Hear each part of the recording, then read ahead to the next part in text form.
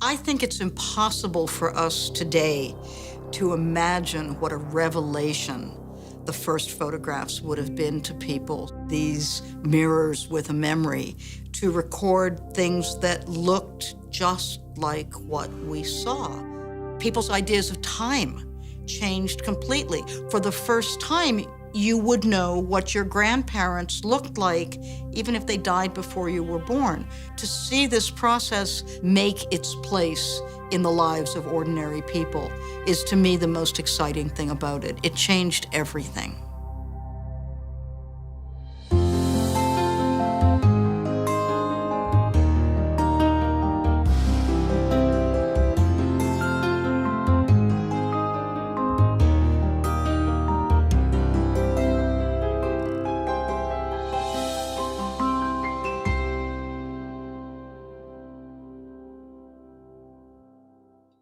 In 1814, 1815, you have a man named Niepce. And what he discovered was that asphalt was sensitive to light.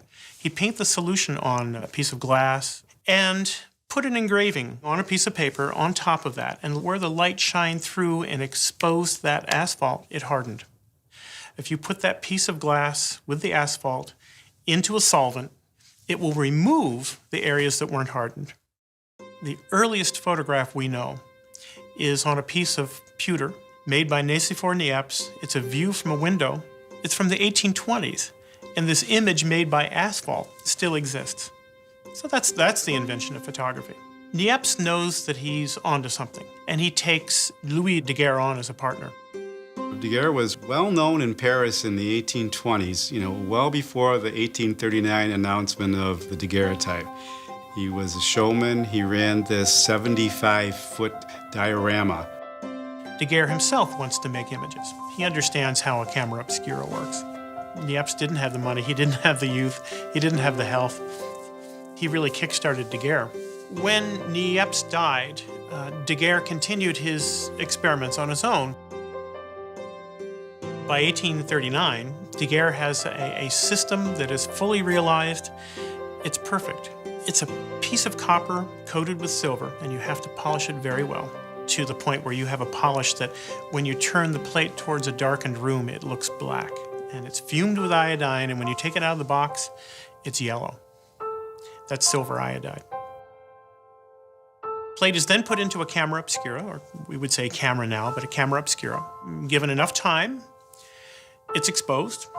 When you take it out of the camera in a darkened room, there's nothing to see on the plate. Completely invisible, same yellow coating. But when you put it in another box with a little container of mercury and heat the mercury, the fumes of the mercury dance upon the plate. And when you withdraw that from the box, you have an image. You still have to fix the image. And fixing is a strange term. It basically means that you're preventing the plate from changing any more as light strikes the plate. And you place it into a solution that fixes it. It's something that we now all call hypo. Daguerreotype is placed into a special case. It's designed to keep air away from the plate because air is what makes silver tarnish. Daguerre would give the process to the government. The government then would allow anyone in the world to do the daguerreotype, except England. And so if you wanted to make daguerreotypes in England, you had to pay a fee. This is the Giroux daguerreotype camera. It would be the world's first commercially manufactured lens-solo cameras. It's the camera, but it's also the system that goes with it that you need to process, sensitize and process the image. It was essentially an American phenomenon. It was the Americans that embraced it, that used it. It was Americans that were leaving home and striking out further and further west so that people could have something to think about and to reflect on and to remember people by.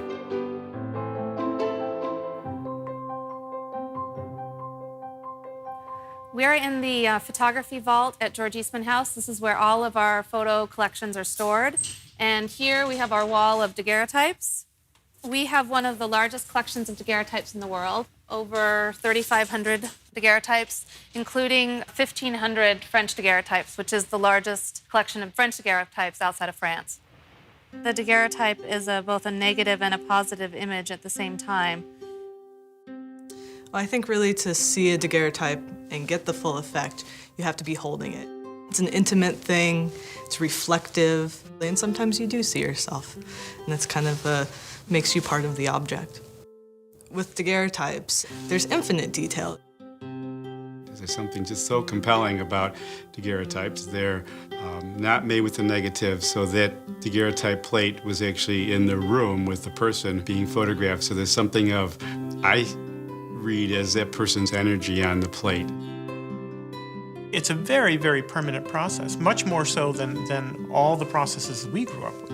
I can take you to an antique shop that's 15 minutes from here, and we can find a daguerreotype made in the 1850s. And guess what? They're still in perfect condition.